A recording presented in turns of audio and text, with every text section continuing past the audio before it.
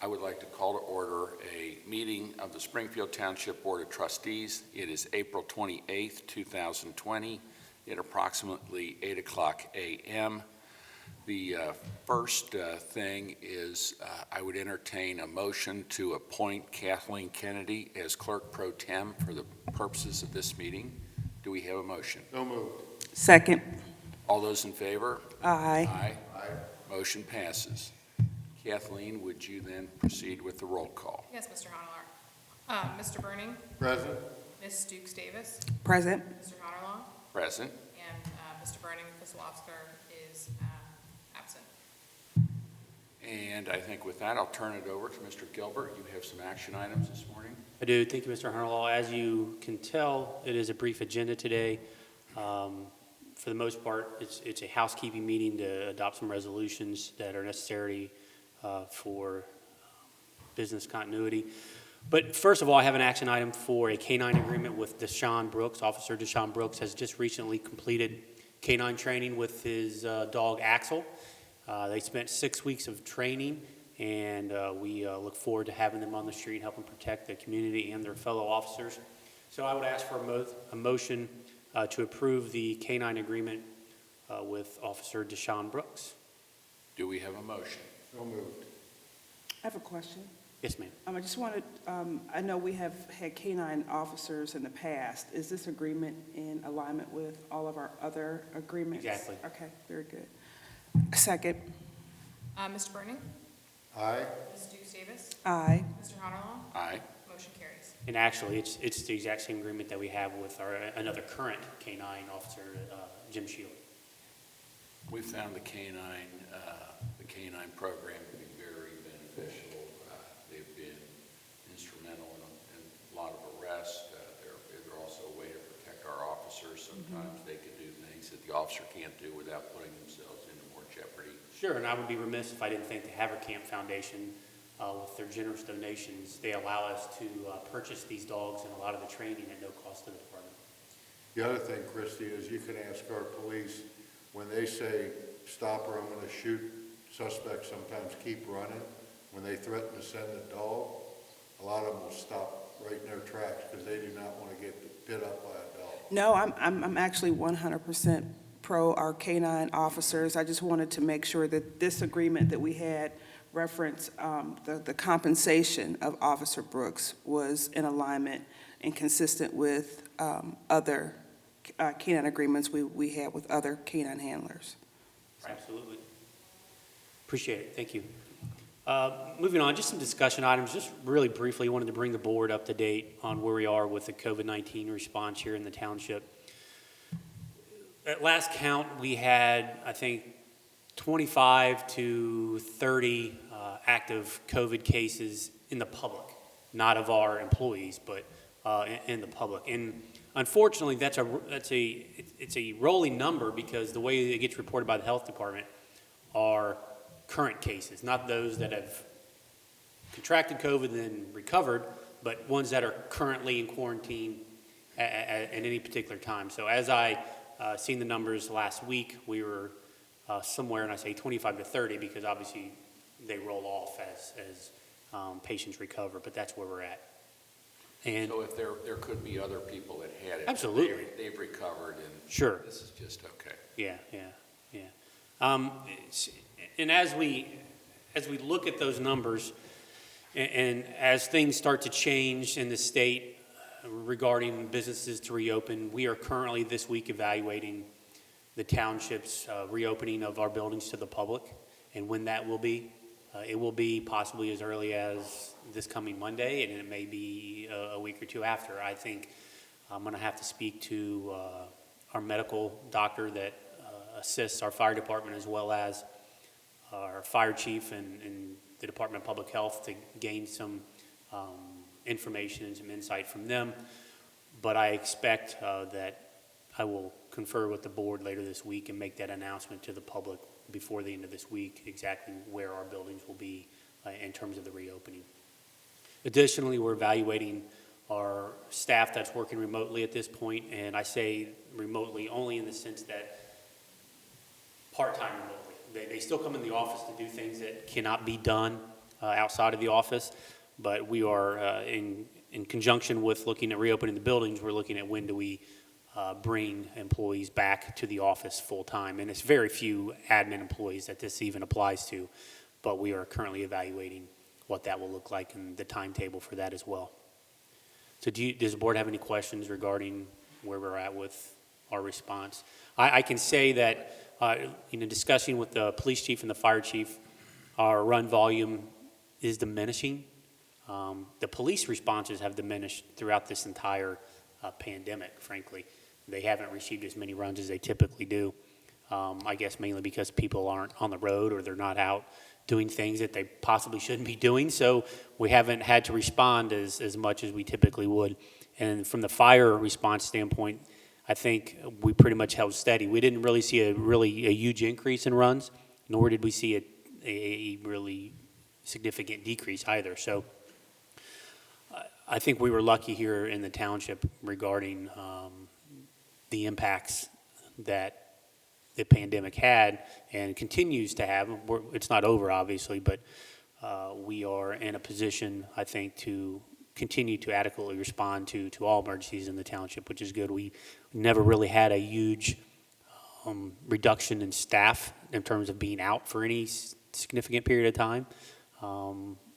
So I think we've weathered the storm, so to speak, fairly well, and hopefully that continues going forward. Chris, are we aware of any deaths in the township from COVID-19? Yeah, I am aware that there have been some patients that we've treated and have taken to the hospital, and some that weren't transported to the hospital because they were DOA once, and that was primarily at a nursing home. But yes, there have been. Now, again, let me just preface this with a lot of those individuals, as I understand it, had underlying health conditions. So when we talk about deaths as a result of COVID-19, I think unfortunately it's hard to discern whether or not those individuals died of COVID-19 or with COVID-19. I think that's an important distinction that unfortunately the media doesn't always talk about. Not just the media, they're not disseminating the difference in any numbers. If anybody who has COVID-19 dies, even if they die of cancer or a heart attack, it's attributed to COVID-19. Sure. Sure. So most of the individuals were, at least what I'm hearing from our fire department EMS providers, is most of the individuals that we're coming into contact with that have been confirmed to have COVID-19 or have suffered and ultimately died with it, is that they had some fairly significant underlying health conditions that contributed to their death. But I'm not the doctor, so I can't say for certain, but I do know that to be true. So as tied to, obviously, this pandemic and the effects that it's had on the closing of a lot of businesses, we are looking at our budget projections. We are the finance director and myself, Kim Cox, we are looking and making very conservative projections. We're looking at our 3 to 5 year revenue trends, and we're, at least for the remainder of this year and possibly next year, looking at a 10% reduction in property tax revenue. Again, just to be conservative and try and plan for that. Do I think that will happen? I hope not, and I don't think it will be that severe. And since we are majority property tax revenue deriving organization, I think that speaks good for the way our budget will look going into the future.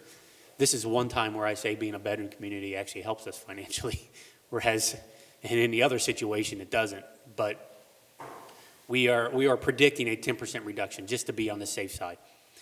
From an income tax revenue standpoint, obviously the board is aware that we have the joint economic development zone, and it's a little easier to predict for us somewhat because unlike a typical city or village, we're not collecting income tax from our residents. So we can tell what businesses are closed in our community and what aren't, so we can try and get a better idea of what kind of impact that's going to have on our income tax revenue through the JEDS area. And we are predicting right now about a 20 to 25% reduction. Why so high or so little, depending on your perspective, is looking at the major employers in the township. They're either public and or they're considered essential businesses, and they've been working throughout the pandemic. So we're hoping that the impact to our revenue is not as significant as you may see at the state or county level, where they depend heavily on sales tax, obviously. So we don't depend as heavily on income taxes as they would. But so we're looking at a 20-25% reduction in our JEDS revenue. Just again, to be on the conservative side and to provide some projection numbers to guide us through this. Additionally, the things that the board has done at the beginning of this and put a pause on all sort of non-emergency spending. And as I plug in those numbers and those reductions and expenditures, reduction in expenditures, we look pretty good through the end of this year and through 2021. As the board is aware, though, even prior to the COVID pandemic, we were expecting to run a police and fire levy at the end of 2020, possibly in November. Whether we do that or not, I think is still to be determined, and we have until August to make that decision. But obviously this doesn't help, and it only exacerbates an already tight budget situation in police and fire, because it's our philosophy to extend those levies and drain as much revenue as we can out of those until we actually have to come back to the residents for additional property tax. Both of those departments have went over 10 years without an increase in revenue. So it's just bad timing for us that this happened right at the end of those levies. And if we have to extend them even further than we had planned on, meaning into 21 or 22, it's really making a tight situation even worse, and really is making me nervous in terms of our ability to provide the same level of continued service from those two departments to the public. So again, I'll have a better idea of what the revenue projections look like for this year, probably sometime in late July, August, as we get through the second quarter and those numbers come out, right about the time when we'll have to make a decision on whether we're going to go ahead and put the levy on the ballot this November. So we'll have time to do that. But just know that we are looking at it, we're watching those numbers, and we'll be able to make a better prediction and some projections here mid to late summer. Sounds good. With that concludes my report. And And I just want to add that the first resolution that you'll see, just you may be wondering why there's a supplemental appropriation within the fire district fund. That is to provide for the employer portion of OPERS that we have to pay. And typically we don't pay any OPERS out of the fire district fund. We had to create a new line because we've created medic-only positions, meaning these individuals that we've hired are only going to be medics and not firefighters. And as a result, they are actually in OPERS by Ohio Revised Code rather than police and fire pension fund or Social Security. So because we've created this new position, they are OPERS eligible and required to be an OPERS. So we had to create a new line and actually put money in there for the employer portion that's required to be supplemented to OPERS. Gotcha. All right, with that, we have three resolutions today. The first one is resolution number 40, 2020, which is a supplemental appropriation within the fire district fund. Do we have a motion? So moved. Second. Mr. Burning. Aye. Ms. Dukes Davis. Aye. Mr. Honeywell. Aye. Resolution passes. Next, we have resolution number 41, 2020, declaring motor vehicles located on public or private property in Springfield Township, Hamilton County, Ohio, to be junk motor vehicles pursuant to Revised Code 505.173, and ordering the removal of such vehicles pursuant to Resolution number 80, 2012, and Revised Code 505.871. Do we have a motion? So moved. Second. Mr. Burning. Aye. Ms. Dukes Davis. Aye. Mr. Honeywell. Aye. Resolution carries.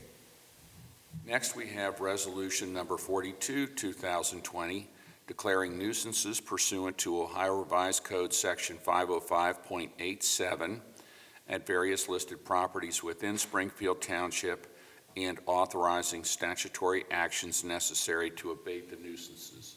Do we have a motion? So moved. Second. Mr. Burning? Aye. Ms. Deus Davis? Aye. Mr. Honeylo? Aye. Resolution passes. And I can see from the motion there is no shortage of high grass. Perfect weather for it. Yes. Is there any It's other? going to get worse, because it's supposed to rain the next 3 days. Right.